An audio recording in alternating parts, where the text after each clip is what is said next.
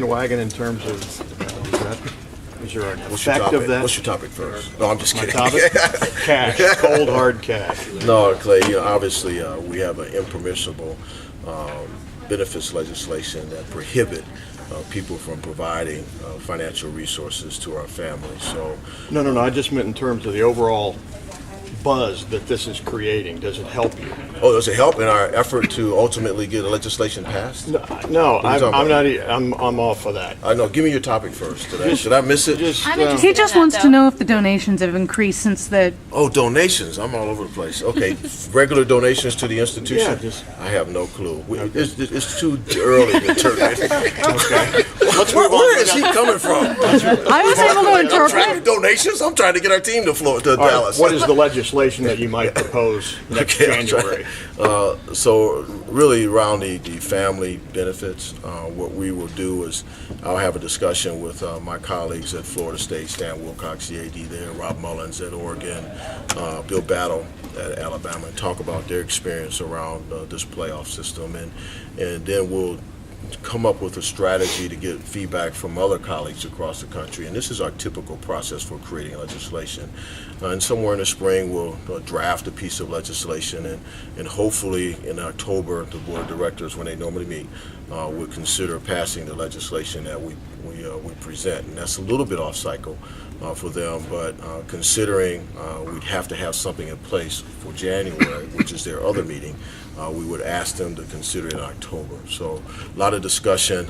Don't know even what it would look like, except to try and find a way to allow institutions, or maybe the college football playoff organizing group, Sure. to actually find a way to do it. How large is the drumbeat from those families? It's large enough, but we have to keep in mind that we've always been concerned with this. This is not new. When I was on the basketball committee, we had this discussion, and I know it's ongoing with the current basketball committee.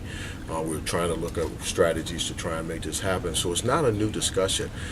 We provided funding for our men's basketball team through our Student Opportunity Fund, where we went to the last Final Four.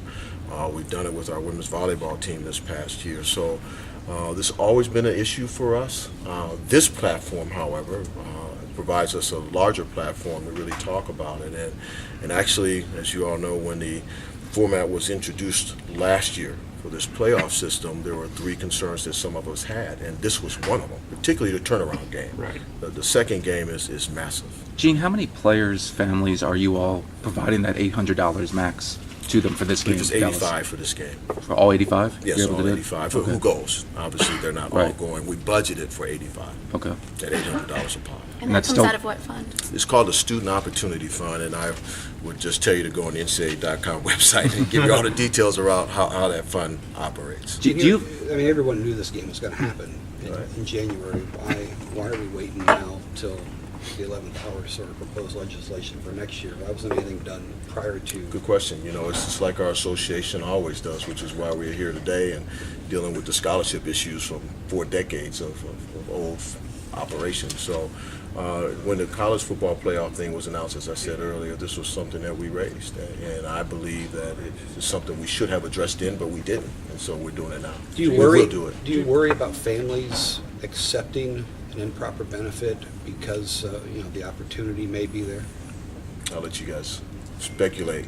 Of course you do. You worry about agents entering that decision-making process. You worry about all those things, and which is why we need to handle it. And so us handling it helps address some of those issues. Or the really probably the best model would be if the college football playoff organization handled it, keeping it out of the institution's hands. Gene, I take it that with everything that's going on, you don't have time to really talk to Urban about this, but I'm wondering when will that be in the pipeline that you might talk to him about an increase, about a new contract or something? Yeah, I've obviously thought about that, Rusty, but it's not something that's mentally, I'm going to do it this week or that week. Have you spoken to him at all about it? No, God, no. He and I don't talk season? that way. We sat and talked about that. But it is certainly something that you will look at.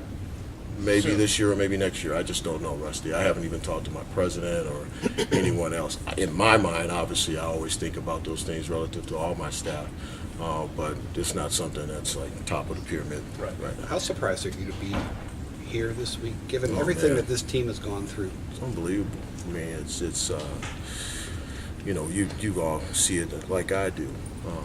you all know me. The thing that's really beautiful about what's happening here for us is when this is all said and done, hopefully we all look at the life lessons learned here. These young men have been through unbelievable adversity.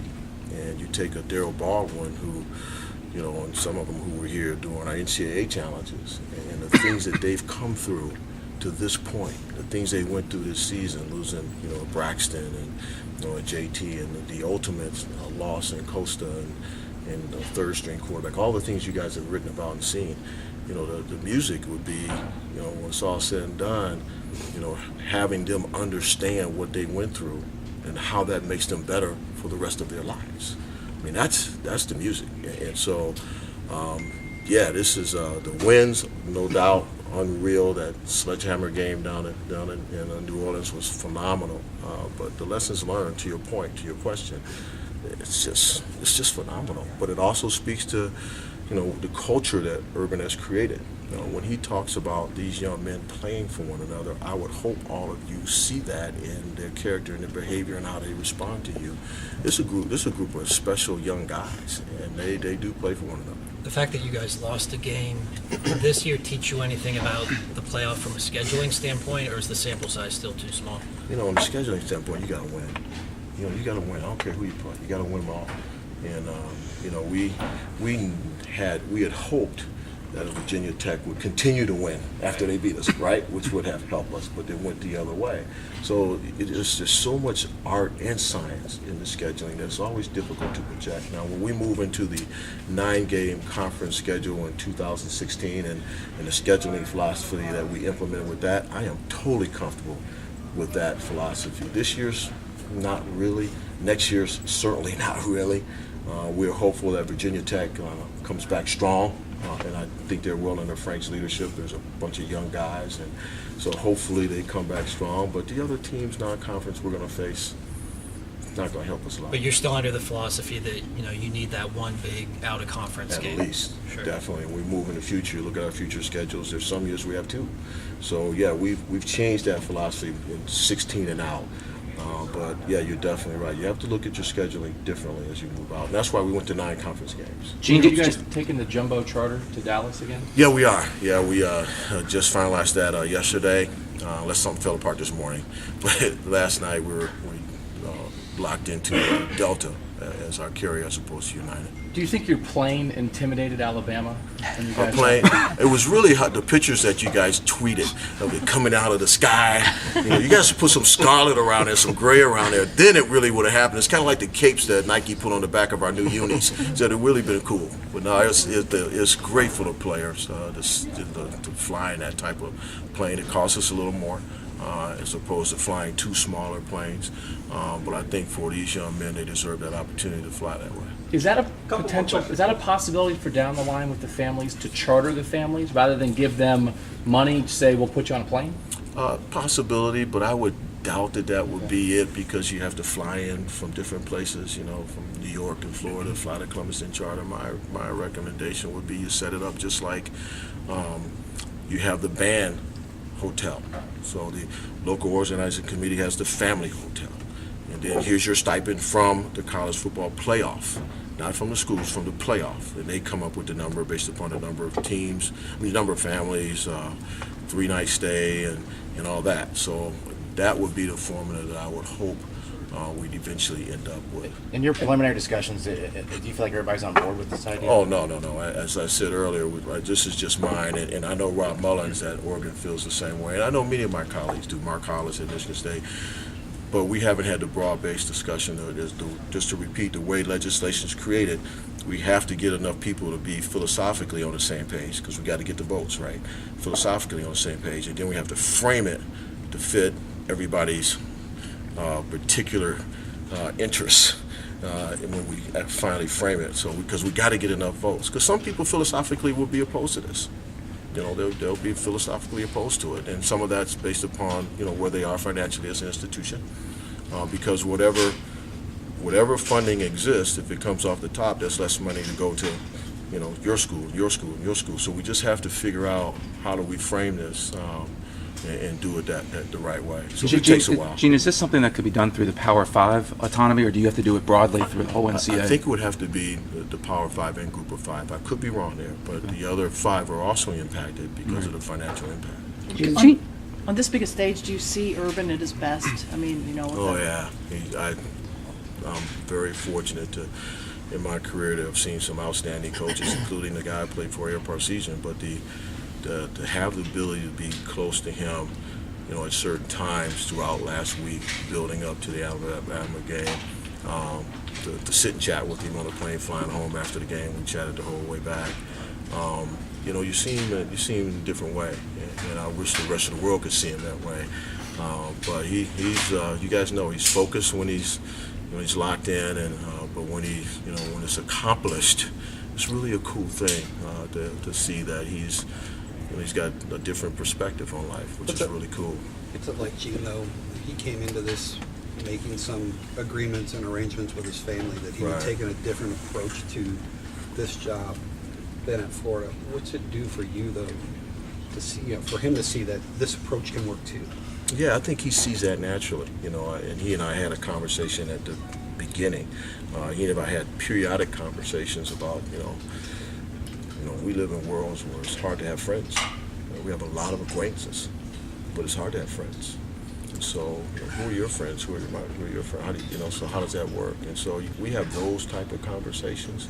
When you have those type of conversations, it helps you reflect a little bit on where you are in life. And so he's got it figured out. He knows that I got to take a break. He knows he has to let his assistants out and take a break, because you're at your best when you've had that break. Or you gotta, Speaking of assistants, you'll be paying out a salary for Tom Herman's replacement. Mm-hmm. Do you have an idea budgetary-wise? I think we're in the good range with what Tom was making. I think we're comfortable with that range. So I don't anticipate if it's up a little bit, it won't be huge. It might be down, who knows? But if it is up, it won't be huge. He's paid very well. Gene, if the playoff pays for the families to do this, does the playoff have enough money to do that? Oh, no doubt. Yeah, the playoff has enough money to do that and more. So I really don't see the dollars as an issue, whatever is devised. I think it's going to come down to some people philosophically struggling with that. I think we'll be able to get that figured out. But yeah, the dollars are definitely there, which is why we should do it. I mean, it should have been done out of the chute in the original plan, but it wasn't, so we'll figure it out. Nah, that you've seen it, do you like the 14 playoff format? I love it since we're in. Holy smoke, we should do it this way every single year. What about 8? But people have asked about 8. I'm always open to a lot of different things. I will worry about 8. I think we're right there on that bubble. It's funny, when I was riding home from Indianapolis the next day after the championship game, I realized that we had moved from and to the same thing we have in basketball. I mean, we can win the regular season championship, win 29 games, go into the tournament, win the tournament, and what do we do that night and the next morning? Oh, no. We wake up and worry about our seed. In fact, when I was the chair of the basketball committee, I got grilled on why number 69 and number 70 weren't in when we just put in 68. And so we're close to moving, and we're not basketball, but we've moved there because everybody was already that morning after the Wisconsin game talking about where we're in the playoff. And we forgot that this team had just gone through the gauntlet and won a championship. We already dismissed that they're Big Ten champions and East Division champions. We've already dismissed that. And that in itself is a huge accomplishment. So we moved to 8. I worry about that because I want our young people to understand that a conference championship is pretty doggone strong. I mean, that's a lot of games compared to 2. Well, the viewership could be there for 8, couldn't it? I mean, you saw the Oh numbers. yeah, if you're doing it about money, then you Yeah. just, you forget about finals, you forget about the holiday, because you have to think about 8. You got to move it back structurally. You got to move it back into December. So it's going to affect the regular season. So then you got to, if you care about academics, then you got to think about the fact that they got a week where they got to get ready to be doing finals. Then if you care, like I'm an old school guy, I care. I think they ought to be home for Christmas, and I think there ought to be days around Christmas. I struggle with what we do in basketball and some of our other sports. So if you take that in consideration, That's 2 weeks gone. Then you got to take, to the money deal, you got to take the NFL into consideration, right? Because you can't play in the same window, same times, and you also got to think about the way this is written. If he's a salesman, he's on the street selling the Ford, add time for NFL and add time for college football. So what are you going to do in that fourth quarter budget if you're a sponsor? So there's a lot of pieces to that. I'm not a big proponent of 8 for those reasons and many more. And the other piece, and the most important piece, is as you watch that game against Alabama, that was a sledgehammer game, just like Urban said. Think about the impact on their bodies. Now you take 8 of the top teams and you ask them to go through their regular season. You know, this is not 1AA football, okay? It's not Division II football. This is Mike Bennett and Joey Bosa against those guys on the Alabama offensive line. This is Cordell. Oh my God, breaking that run, lowering his shoulder against that quarterback. Stop it. but think about the bodies of these players. So I'm not a proponent of 8, regardless of the money, because there's a student-athlete welfare issue here that's more important than that. So anyway, guys, I'm going to let you guys go and talk to somebody more important. You got more friends now than you did 3 or 4 years ago. Oh, my God. When you were 6 and 7 in football. I still don't call them friends, they're acquaintances. Friends